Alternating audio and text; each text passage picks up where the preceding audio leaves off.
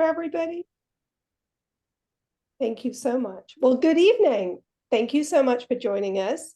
And we appreciate it because we know that we had to reschedule this conversation, but we feel like it's important enough and vital enough for our community to reschedule it. And so we're so excited and thrilled that you're joining us for this conversation. Like I shared earlier, we are recording it and we will be sharing it. So we hope that's okay with everybody. We are, we're gonna kind of share the agenda. Margot, do you want to just, it's going to be a quick, short agenda. We're going to welcome our speakers. I'm going to give some introductions on some of our speakers. We're going to move into the history of Juneteenth, which we think is really important. And then we're going to have a conversation with a few folks about what Juneteenth means to them. And honestly, we would love to hear from all of you. So we hope that you all engage. This is really a discussion, an opportunity to have a conversation. It's not supposed to be a lecture or anything like that. And then one of the main goals for this evening for all of us is for Anthony Ball to share all the details about the Freedom Festival. We're really excited to hear about that. So that's kind of the agenda for the evening. So let me share about our speakers before we shift into introductions and having our speakers share. So Anthony Ball, if you don't know him, you should. He is incredible. He's a Northwest Arkansas musician and entrepreneur. He's also an incredible community leader, and I'm honored to say that he's also a very good friend of mine. Anthony's toured nationwide as a musician, incredibly talented, and he's produced shows working with artists like The Platters, Montel Jordan, Morris Day and The Time, Blind Boys of Alabama, Byron Cage, Bobby Rush, Richard Smallwood, Fred Hammond, Carl Thomas, and so many, many more. Anthony's booking agency, Smoothman Music Productions, provides luxury entertainment for corporate events, festivals, weddings, and many special events. I am pretty sure that if you've been to a music festival or some music event in Northwest Arkansas, you have touched Anthony's work in some way. His newest, most incredible venture is Music Moves, a nonprofit he co-founded to promote Black art and culture in the region through education and performance. Anthony also has a space for Music Moves. Anthony, is it open yet? I don't know if it's open yet.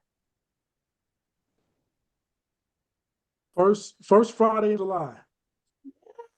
Okay, we're coming. We're coming. And when he's not performing on stage, you'll find him producing shows, coordinating high-profile events, and promoting freedom through entrepreneurship. Anthony has incredibly huge ideas, but he has the biggest heart for our community and our leaders and his family and all of us. And we're just thrilled that he's a part of our community. We're also going to be hearing from Pastor Steve Dixon, who began his ministry in 1972 and planted Christian Life Cathedral in 1984 in Fayetteville with his wife, Cozy. CLC is a spirit-filled, non-denominational, racially diverse congregation that is making an impact for the kingdom of God in Northwest Arkansas. While continuing to pastor, Pastor Steve serves as the chairman of the Worldwide Evangelism, a ministry fellowship of pastors, church planters, missionaries, and evangelists with a global impact. Dr. Rickey Booker is also an incredibly, I'm lucky to say he's a friend of mine and someone that I work with a lot, so that makes me really happy. He is also a DEI thought leader, a columnist, a facilitator, a trainer, a consultant, and an absolute expert and community leader in everything he does. He's worked in higher education for the past 18 years. He currently writes a monthly column in the Northwest Arkansas Democratic Gazette, where he touches on the societal issues that we're all facing today.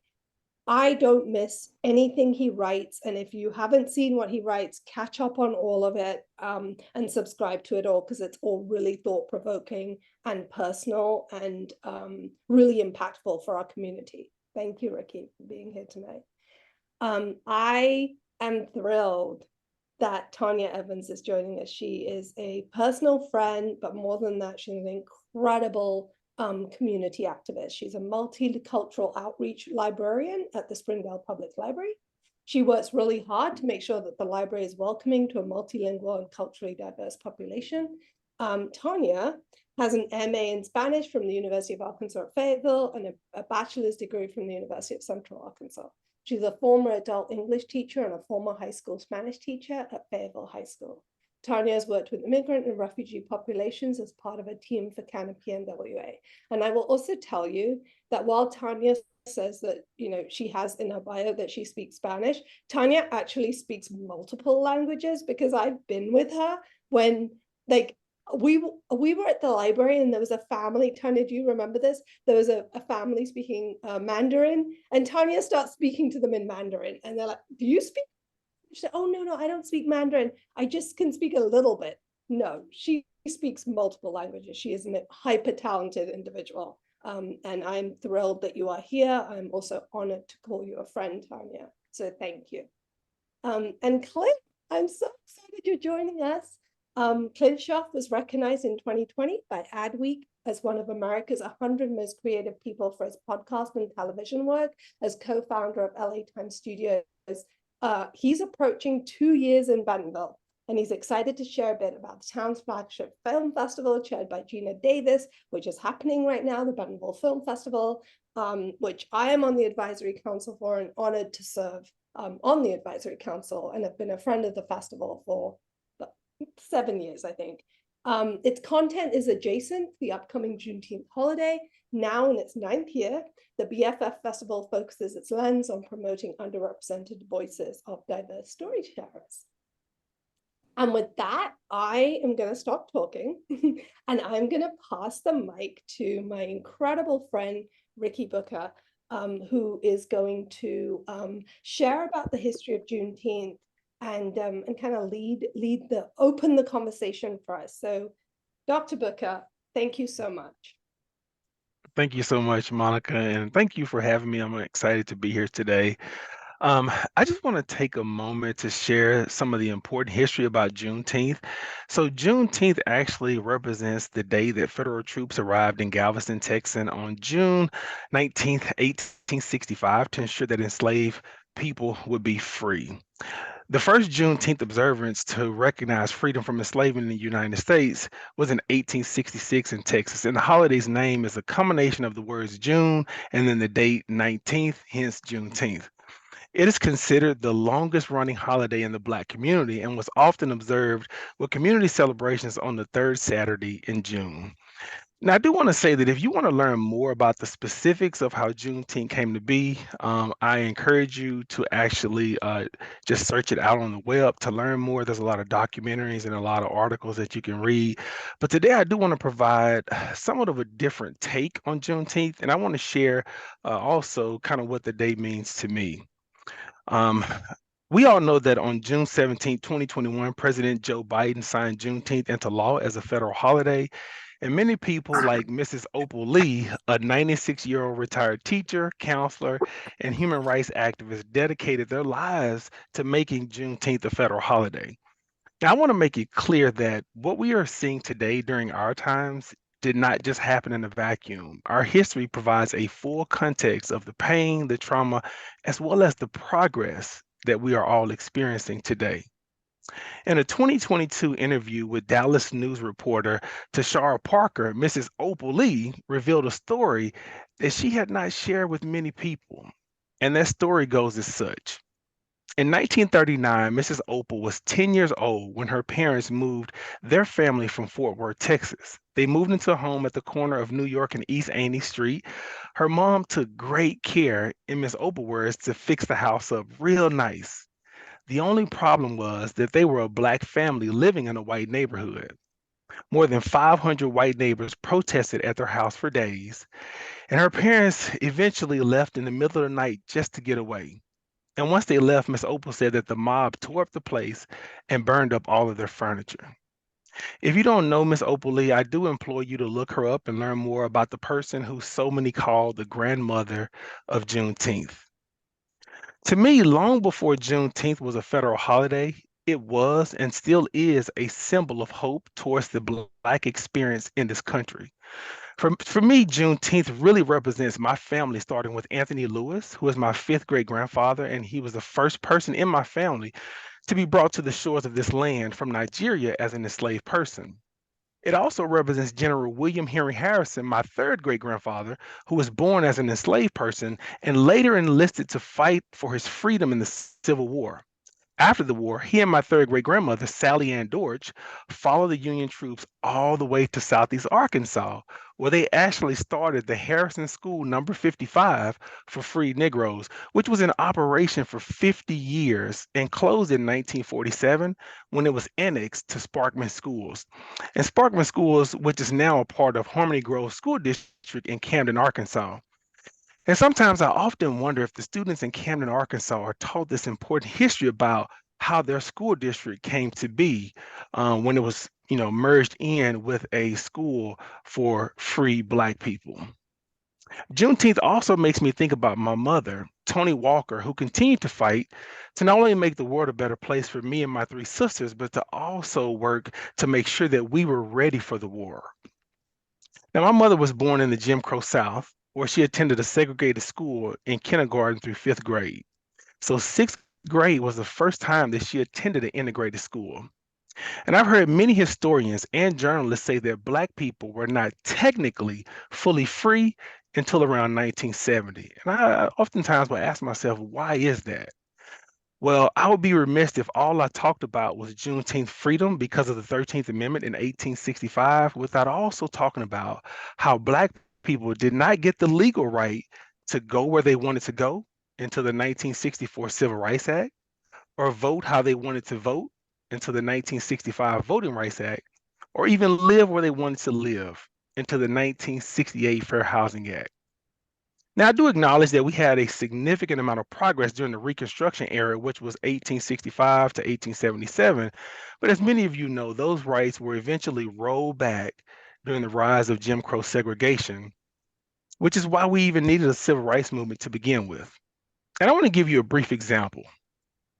In the four-part documentary series from PBS titled The Rise and Fall of Jim Crow, and you can find it on YouTube, it's out there for free right now, they highlighted that in 1895, there were about 130,000 Black men that were registered to vote in the state of Louisiana. Around 1905, just 10 years later, there were only about 5,000 Black men that were registered to vote in the state of Louisiana. So why did all of a sudden 125,000 Black men just decide not to vote? Again, what we are seeing today did not just happen in a vacuum. Our history provides a full context to the pain, the trauma, and to progress, and even to the progress that we are experiencing today. Now, I understand the courage that it must have taken for so many who fought for the civil rights laws that many of us benefit from today. I also understand that for those of us who are continuing to push political leaders to uphold these laws, it can sometimes be frustrating. We can get angry, we can get tired, and even hopeless.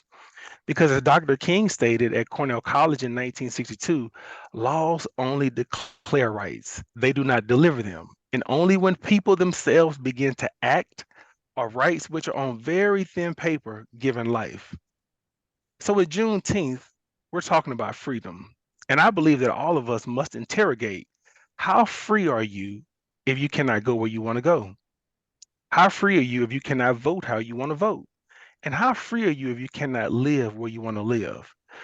Now, when you think about that date that I threw out that historians talk about, which is 1970, which is kind of the marker when Black people were technically fully free, where do you fall? Are you the first in your family to be born with the freedoms that I just outlined? So when you think about that, what does it mean for all of us in the state of Arkansas, which was a part of the Confederacy and number 12 on the list of the top states that enslaved Black and brown people? I personally know people who keep asking the question, why should we keep pushing for change? Because I'm tired and I just don't see the light at the end of the tunnel. And to that I say, I hear you and I understand because I too am tired. While I wish I had all the answers to solve the world's problems right now, unfortunately, I don't have all the answers. But what I do have to offer is people who also felt how many of us feel today. So I want to leave you with some words that continue to inspire me. In 1982, during the celebration of the Malcolm X weekend at Harvard University, Audre Lorde delivered the address, and it was titled Learning from the 60s. One of the things that she stated very clearly was that, and I quote, militancy no longer means guns at high noon, if it ever did. It means actively working for change, sometimes in the absence of any surety that change is coming. It means doing the unromantic and tedious work necessary to forge meaningful coalitions. And it means recognizing which coalitions are possible and which coalitions are not. It means fighting despair. How many of us have the fortitude to be militant in the way that Audre Lorde describes it, which is creating those coalitions to create the necessary change that we all desire? One unlikely coalition for change came in Arkansas in the state legislature this year. In early April, the supermajority Arkansas Republican legislature passed a bill that the Republican governor signed into law. And what was this law, and why is it important to the conversation today? Well, this law was Act 514, which is titled the Crown Act. And Crown is an acronym for Creating a Respectful and Open World for Natural Hair.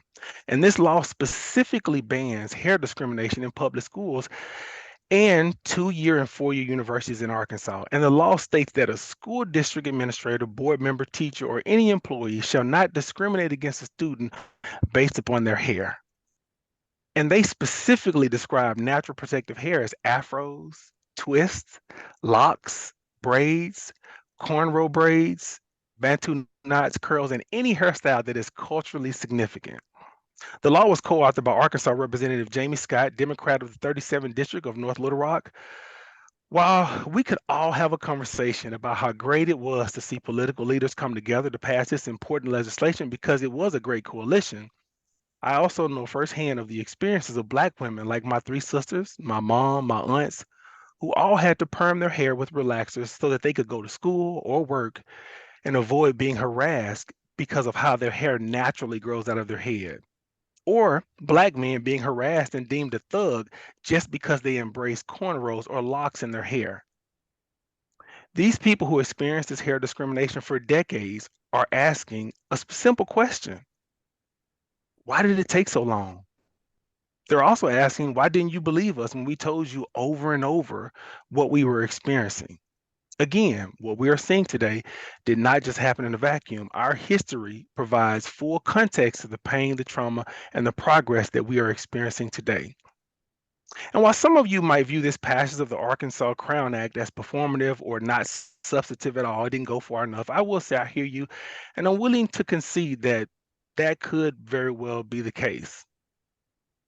I also continually ask myself now, and I ask all of us, if it took decades for those in power to hear Black people who express their real world reality, what other realities from the Black community or any other minoritized communities might lawmakers be consciously or unconsciously ignoring?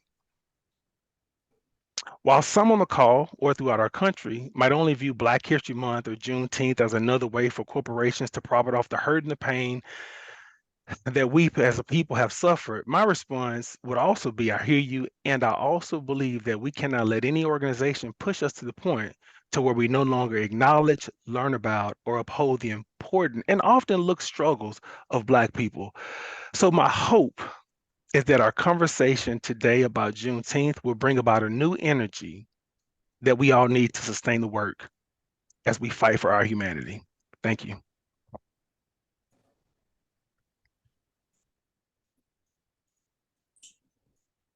Oh my gosh, Rickey, that was so thoughtful, and I just having a vision and a window into your personal experiences and your family's experiences, that was just a gift. Thank you so much. I think I speak for everyone when I say you enthralled us. Thank you.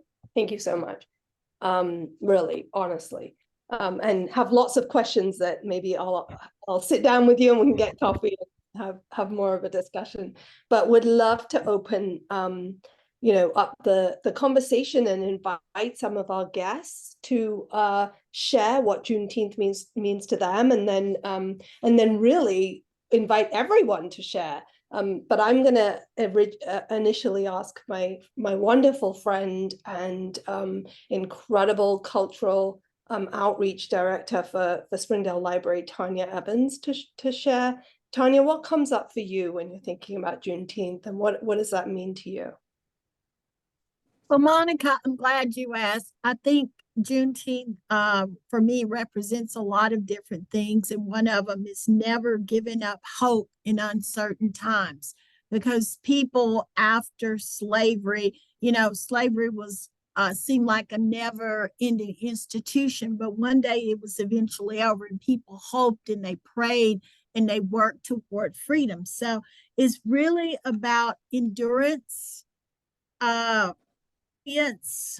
perseverance, and the joy of being alive. And those slaves, a lot of people didn't see freedom, but a generation eventually did. And I would just like to add one bit of information about Juneteenth that was really amazing to me when I found this out, that it was 2 years after the Emancipation Proclamation in Texas that some of the Texas slaves were not freed until 2 years afterwards. Am I correct on this, Dr. Booker? And as an information professional, it's really important to me as a librarian to make sure people get information in a timely manner, that they have access to things that will improve their life. And I can't even imagine people being enslaved 2 years after the Emancipation Proclamation, but this actually happened. And just earlier today, when we were talking about this among ourselves, another thing came up. We're going to have a big celebration in downtown Springdale, thanks to Anthony Ball. But one thing, we love the party, but sometimes we don't like the history lesson. And I think one of the things that is really important that we do understanding, why are we having this celebration? I mean, it's great. And then what do we do after the celebration? How do we continue the spirit of Juneteenth? And I think we need to recognize and remember there are a lot of people throughout the world in this country that are still not free. And when I refer to people not being free, I think about people that are being human trafficked. I think about some of our migrant workers, some of the children that are being in forced labor. There's human trafficking right here in Northwest Arkansas. So I just hope when we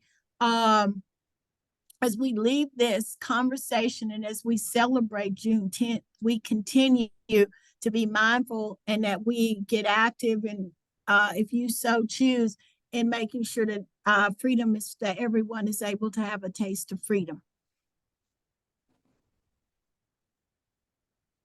Thank you so much, Tanya. You've given us so many things there that we could meander into conversations about, and I just want to also acknowledge that having you in our libraries right now is so fundamentally important, and having someone like you who's fighting for these conversations and who's fighting to include books and education materials for us to have this broad perspective is so important. So now more than ever, librarians and teachers are just valued.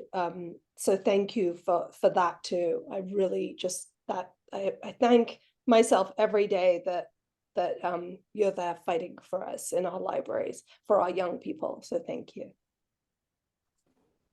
Now I wanted to invite Pastor Dixon to share what's on your mind and what does Juneteenth mean for you and your congregation and just the work that you do. Would love to hear from you. First of all, outstanding conversation so far, and I have thoroughly enjoyed everything that I have just witnessed for myself. It's really good. We are a diverse congregation, and I think the pain that has been discussed and the progress are two very important things for the white community to embrace and understand and see progress that is being made And then how can we come along and encourage that progress to continue to a place of total freedom? We're a long way from where we need to be in understanding. And so this is important. Anything we can do to educate the white community is absolutely essential. Absolutely essential. We're trying to do our best with it, and there's resistance, of course, in every facet of society.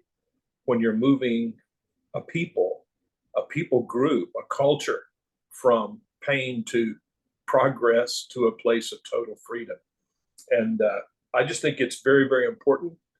So what we're doing is we're trying to make sure that we are diverse in the celebration of the cultural expressions. We are diverse in our opportunity of leadership. It's one thing to have that tokenism, which is still too much of a reality in many churches in America, but really to recognize the gifts and the callings and the beauty that every person brings to the table, and then be willing to make room in leadership for those voices and their expressions. That's one thing we're attempting to do, I would say, with the help of the Lord, because it has not been without its challenge.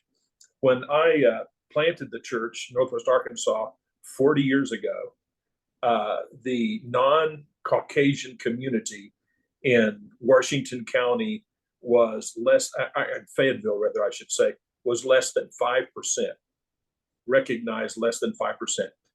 Well, corporate America and education, university, has been changing a lot of that. We could see that coming, but yet someone had to step in from the church standpoint and say, we've got to embrace the reality of everyone is equal in the sight of God. So with the help of the Lord, we've attempted to do that. As I say, it has not been without its challenge. I am sure not the one to write the book on it. I can just say, come and see, let's walk together, and let's pick each other up when we fall. The beautiful thing about Anthony and Music Moves and various ones is when I stumble over even language that can offend some people, they see it as innocent on my part because I'm learning, I'm being educated on the important things. And so I want to advance that. I want to push that forward. I'm excited about this celebration, and I plan on being in the street Saturday and celebrating at the festival as well. Thank you so much, Pastor Steve. You know, for me, especially as someone who's South Asian, this idea of truly bringing this American holiday into our lives and engaging our young people and celebrating it in solidarity together is incredibly important. I think for me, this idea that Juneteenth is a Black holiday is just, I mean, it's a narrative that I really want us to collectively fight against, because that we're not all free until we're all free, and that is just the truth. And so I really appreciate you bringing a white voice into the work, and I really appreciate when you're really humble about it and sharing about how you're learning as you go, because I feel exactly the same way. I'm learning as I go. I'm making mistakes every day, and I'm trying to move forward in spite of that. So I really appreciate that. Thank you so much for sharing that. And now I would love to invite Anthony to share. Anthony, we would love to hear from you. What does Juneteenth mean to you? And then I want you to really share about the festival and the origins of it and what that looks like. But first, we'd just love to hear personally from you. Yeah. Well, first of all, thank you, Monica, Tanya, Margot, NWA, Engage, Springdale Library, for putting this together. Juneteenth isn't new in Northwest Arkansas, but with the rise of awareness, I felt like there needed to be a space to where we come together and we have this conversation about what is it, why do we celebrate it, who can come, and so I'll say like this: my platform is 55% white. As a Black arts organization, Music Moves, and we had a lot of during the pandemic. We had a lot of conversations and a lot of questions, private conversations for people that were saying, "Hey, is Juneteenth for me and my family to be a part as a white person? Will we be offending anybody with our presence? Are we welcome?" So after so many conversations privately, I felt like it was a really, really good idea to make a video that was super pointed. It was so important for me to have this conversation. We didn't want to beat around the bush at all. I think this is a essential conversation for everybody to be a part of. The conversation was why white people should celebrate Juneteenth. And from that video, we did it along with the Ideals Institution, Alicia Smith, and my president, Reggie James, who's also a pastor as well, too. Two people that's very respected in our community at large. But we got so much feedback from that video when Monica and Tanya came to ask me about being a part of this conversation. I felt like it was such a dire need because there's so many more that still have that same question. It comes up every year, right? Every year we start talking about Juneteenth. Anytime we start mentioning Blackness, or there's a shaking that kind of happens of, can I be here? Can I be a part of this conversation? Can I be a part of this celebration? So thank you guys for putting this together.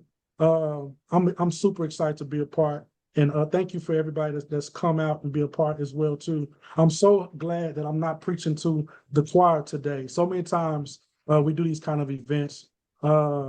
It's a bunch of people that look like each other. So I've always been an advocate of having the tough conversations and have bared that cross as a neighbor. So my experience, I'll talk about my experience. I'm relatively younger, so honestly, I didn't grow up with Juneteenth. I grew up in West Memphis, Arkansas, right beside Memphis, Tennessee, and we didn't celebrate Juneteenth. I didn't know what Juneteenth was actually until I came to predominantly white Northwest Arkansas, of 5% Black people. So that was my experience. Some people think that was weird. I do too, but I didn't go to the King Cotton Blues festival either. I didn't know about that festival either. So there you go. I grew up in the church. We went to church, and I went to school. That was my upbringing as a youngster. We were very, very religious family. So that's what we did. We went to church and I played ball. That was about it. So when I came to Northwest Arkansas and I learned about this celebration, I called my family and I asked why. Like what did I miss? Was it going on around the corner and we missed it? Were we having church? Was there a revival going on? Like what was happening?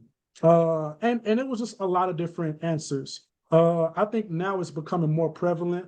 Juneteenth has always been something that was celebrated kind of in-house. My friend Rochelle Bailey, that's over at Interform, she's a great community leader in the fashion and arts world. We've been going on this press run about Freedom Festival, and her reality is she didn't celebrate 4th of July. They celebrated Juneteenth, and she comes from East Tennessee.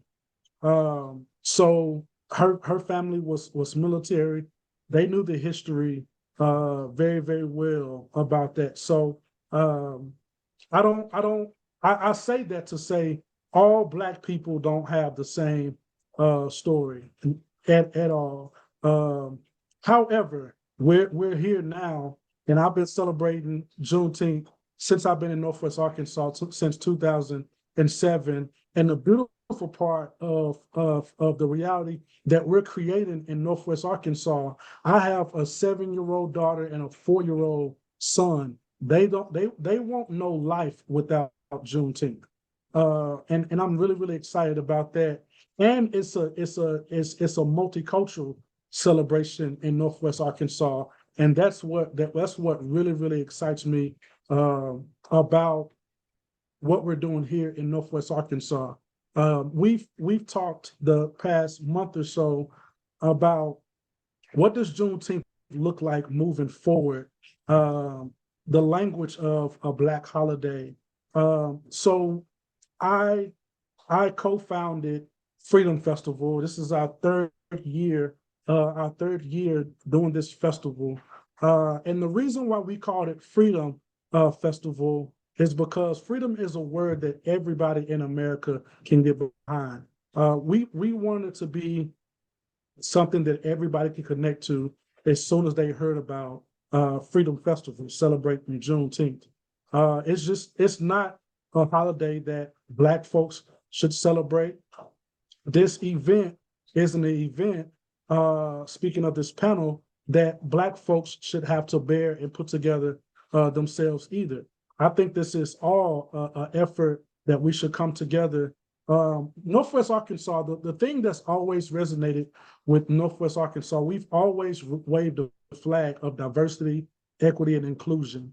And I've always challenged, if we're going to wave that flag, we must put our money where our mouth is. And we must celebrate all these Independence Days and celebrate all cultures accordingly. And they all have a place and they all belong. And when you look at the Momentary, they have a mural that said, we belong here. And who is we? It's all of us. So I'm so happy about this conversation because I don't have to call every Black leader in Northwest Arkansas to speak up for this matter. I'm so happy that we have a Monica Kumar that says Juneteenth matters, and a Tanya Cook that says, and a Margot that says Juneteenth matters, a Pastor Steve that says Juneteenth matters. I wanted to invite Pastor Steve to be a part. We've always told him he was talking about diversity before it was cool. It's really, really easy to have these conversations right now on the heels of the death of a Mike Brown, or it's easy to have these conversations. When I was in West Memphis, we had a kid named Day that was our Trayvon Martin. We had Al Sharpton in our city protesting for months and months because a kid was playing with a toy gun in his front yard and was shot down at 12 years old. It wasn't cool to talk about diversity back then. So I wanted to include him as a religious leader and as a white male because it's important for all of us to come to this table and contribute to the conversation. Rather than, I saw a lot of people, going back and forth and bickering or whatever, during the pandemic, and it was so valuable to go through that and come out on the other side of it as well too. There was a lot of tough conversations that were happening at our church at Christian Life Cathedral. A lot of really, really tough conversations. And I feel like right now is a very, very good time to have those conversations in safe places where, we can call on the Rickey Bookers to give, some knowledge and share these stories. I have a sister in the chat that's from where is that? That's Camden, Arkansas. You know, that's not too far from West Memphis, and we don't know about these stories. So it's important for us to come together and continue to share the history. You know, we were talking about Black Wall Street in Tulsa. Many people didn't know this was one of the largest massacres. One of the second largest was right here in our backyard in Elaine, Arkansas. So for us to share these stories, you know, is very important. And on the other side, I'll move on to the festival. What I'm really excited about with Music Moves, we're moving into downtown Rogers, into a space that will be a learning center and a music venue. We'll be able to continue telling those stories about some of the greatest contributors in America that happen to be Black folks. You know, when I was raised up in the elementary, my librarian, we have Tanya in the room. My librarian cleared out all the books in the bookshelves in our libraries, and they put all these inventions of Black folks in the middle of our library. And today that speaks volumes, because when you're met with these microaggressions and so many narratives that's in the media that says Black is inferior or whatever, when you have that knowledge of the brilliance in of the humanity of a people, no matter what color or what creed they are, you know, that's very, very important. So yeah, that's, long story short, that's why Juneteenth is so important for me. It's a time of conversation, and it's a time of awareness, and it's a time of celebration as well too. One of the things I'm really, really good at is playing music and bringing people together with music. But one of the things that I kind of had to shift when it came to my music is the responsibility of bringing so many people together. Why not give them information? I call it putting the medicine in the candy. So you can give them candy, but put some medicine in there that'll heal them a little bit, that'll cure them a little bit, so we can continue to do the work. And it doesn't feel so harsh, and it doesn't feel so intimidating. No other good time than with Bone Thugs and Ohio Players and Young Jock. And then we can tell them about, you know, the history of our people as well too. So no greater tool than music to bring forth the message that we've been able to share today. Monica, should I go on into Freedom Festival? Okay. All right. Of yours, All right. So I'll be quick. I don't. So this Saturday, June the 17th, we will be in downtown Springdale. This is our third annual in partnership with the Interform, with CCP or Community Cohesion Project, and the U of A Juneteenth Committee. I tell folks, this is our third annual putting this together, but the Juneteenth celebration in Northwest Arkansas is 26 years old. So we've been celebrating that for 26 years old. It's 26 years. So, but everybody's really, really excited about the music lineup. Everything kind of hovers around the music lineup. We have Lisa Knowles and the Brown Singers. That's a great gospel group out of Memphis, Tennessee.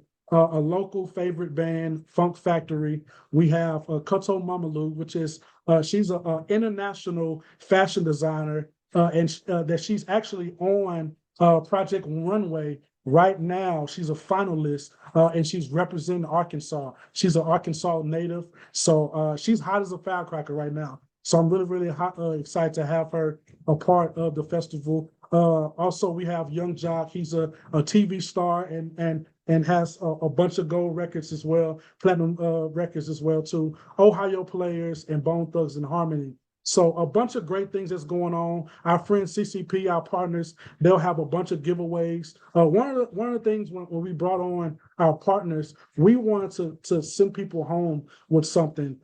Even most people know how many resources we have in Northwest Arkansas, but we still have a homeless problem. We still have a food security problem, and we're able to send people home with dishwashing detergent, and so many other things that people be using months and months after Juneteenth is up. So thank you, CCP, for doing that. Our partners, the U of A Juneteenth Committee, they'll be serving food for free the whole time. So I'm excited about that. We'll have kids on with Bouncy House, face painting with the Arts Mobile Lab by Crystal Bridges.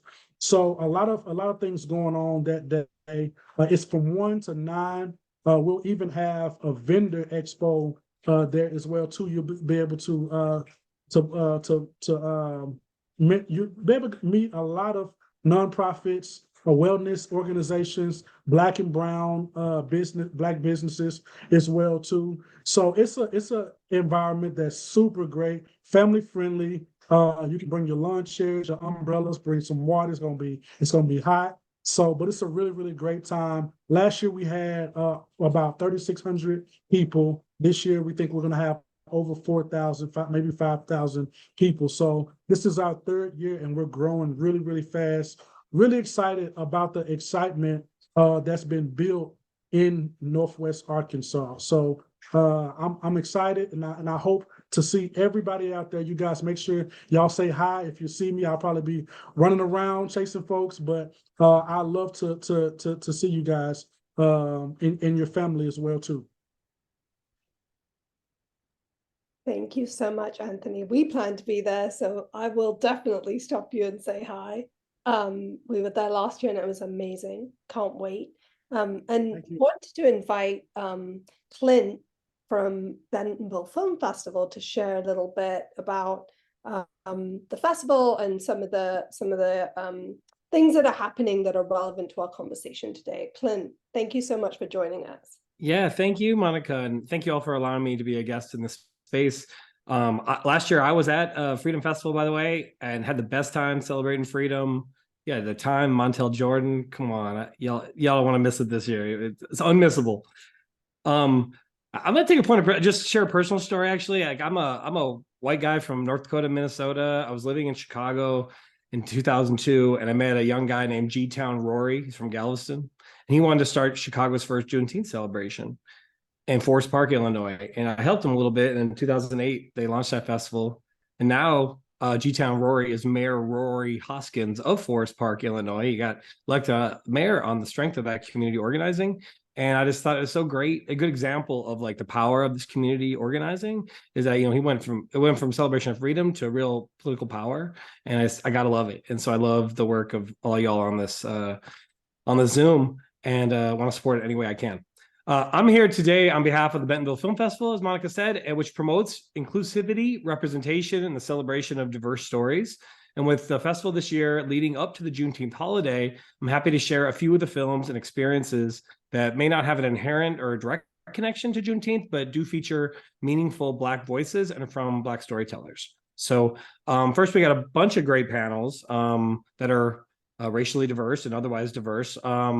But one panel I wanted to point out that you see on the top left of your screen is tomorrow, Wednesday, June 14th. It's a purpose-driven progress panel that will dive into creative media with the cause, and tickets are available there.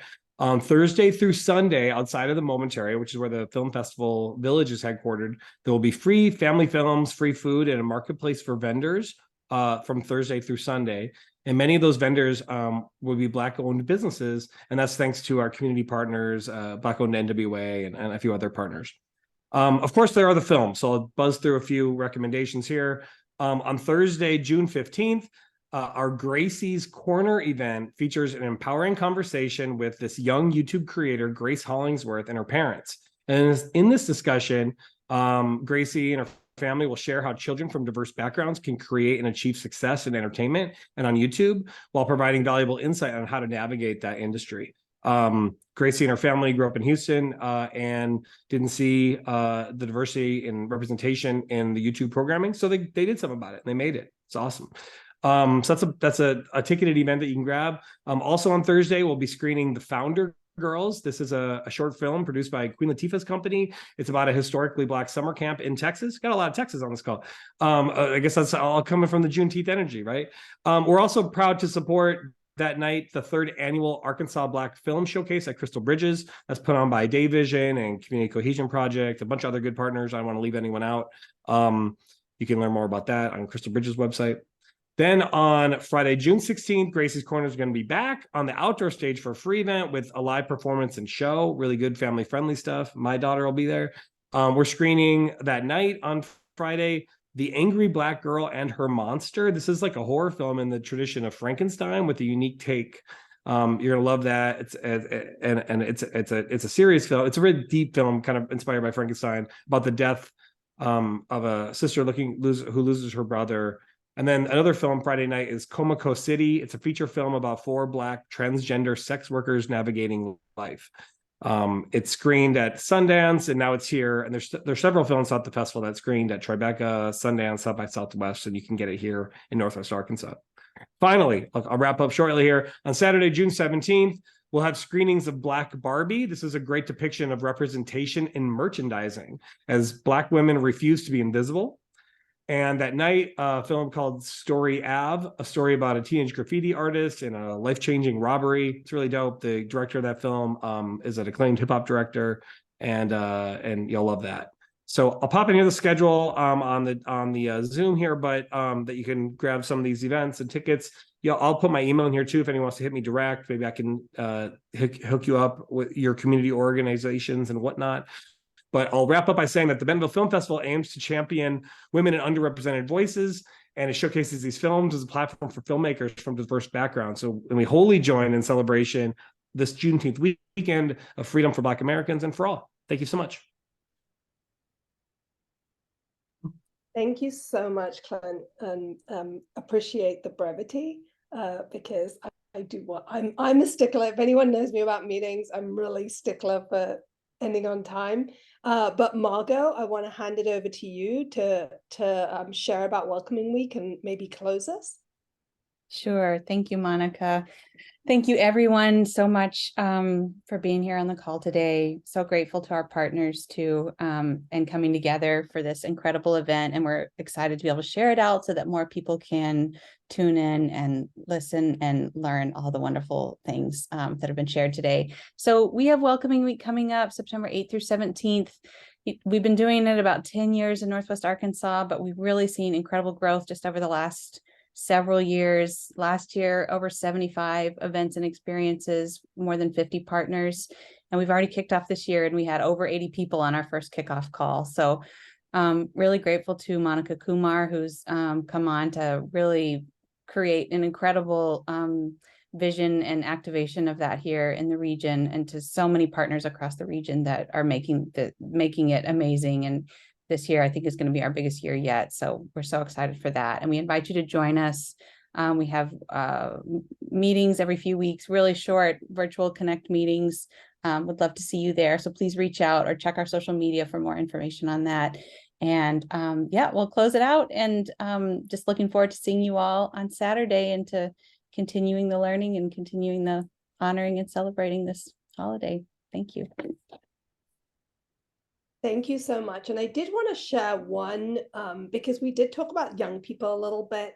And these are some resources that I've been sharing with my son. It's a page on PBS, which is all about learning about and celebrating Juneteenth. There's tons of videos and really good information and resources.